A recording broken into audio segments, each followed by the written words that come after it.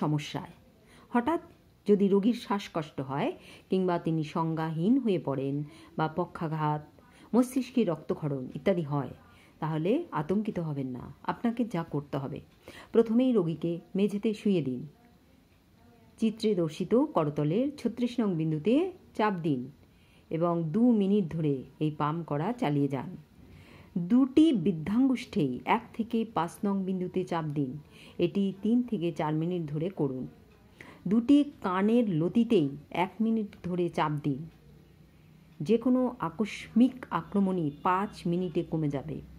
তারপর রোগীকে 1 গ্লাস গরম জল, ধাতু সঞ্চারিত জল হলে ভালো হয়, পান করতে দিন। রোগীকে 1 গ্লাস যে কোনো তাজা ফলের রস দিন।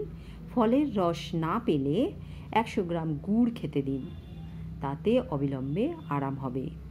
সেদিন কোনো খাদ্য দেবেন না, শুধুই পানীয়। পরদিন মূল কারণটি খুঁজে বের করুন এবং তার চিকিৎসা করুন।